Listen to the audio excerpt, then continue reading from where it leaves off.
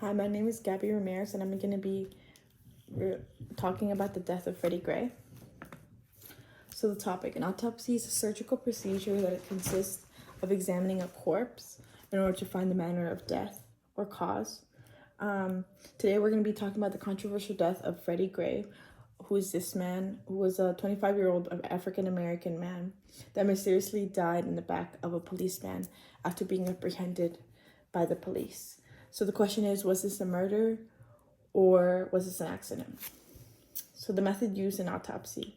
They use forensic pathology, which is a type of autopsy that helps determine what type of injuries, disease, or poisoning might have occurred to him that might have killed the person.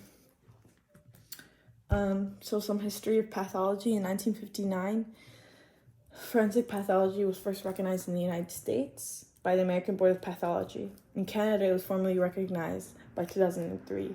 A formal training program is currently being established under the auspices of the Royal College of Physicians and Surgeons of Canada.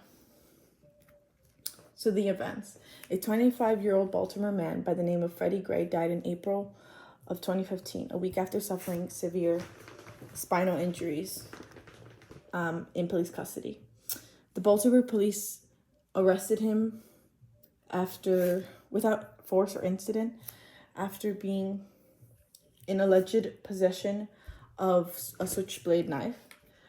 Gray could be seen bearing weight on his legs, speaking and yelling as he was loaded into the van. There's video evidence of this, which is where this picture is being taken, and you can see him struggling to get into the van and screaming. The officers also made 5 stops until the injury that inevitably killed him on the last stop, where he was later rushed to the hospital. So some autopsy details. The autopsy states that they did not cite any pre-existing injuries, but they did find cannabinoids and opiates in his blood when he was hospitalized, although this wasn't relevant to the case. So the officers placed Gray on a metal bench running from front to back alongside the outside of the wall in the van when he was belted in, which is in violation of Baltimore police policy. They had seen that in the video, but further supported that by the injuries he went under. So some more autopsy details.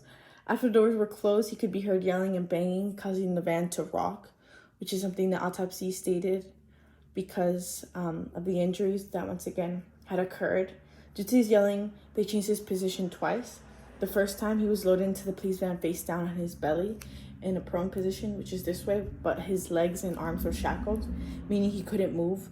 So he was screaming and saying that he couldn't breathe, right? Because he couldn't move. So they finally made the fourth stop and put him on the bench and on seat belted, which is where he suffered most of the head trauma, which is what caused the spinal injury.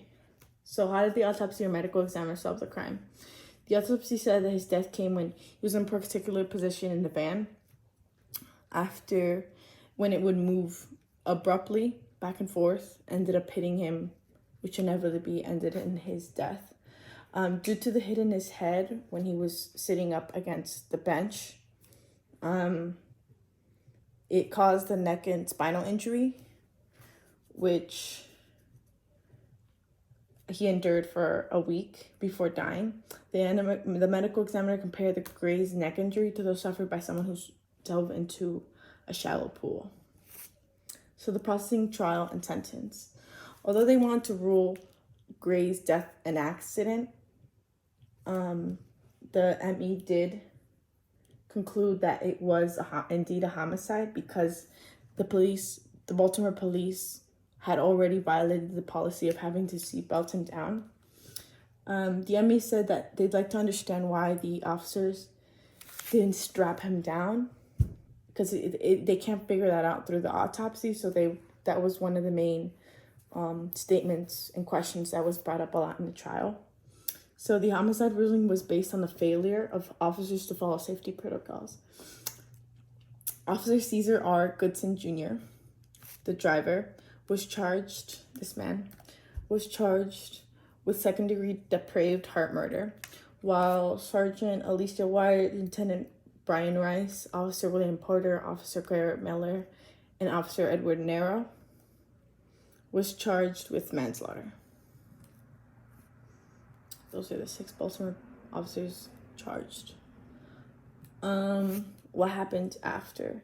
A few weeks later, after his death, details were brought into light, and the video, many people began to riot and protest in the streets of Baltimore against police brutality. So in this picture shows the protest march through the streets in Maryland after State Attorney Marilyn Mosby's statement had come out that they were ruled homicide. And so this is where they're protesting in May 1st, 2015, Baltimore, Maryland, after Gray's death. And that is all. Thank you.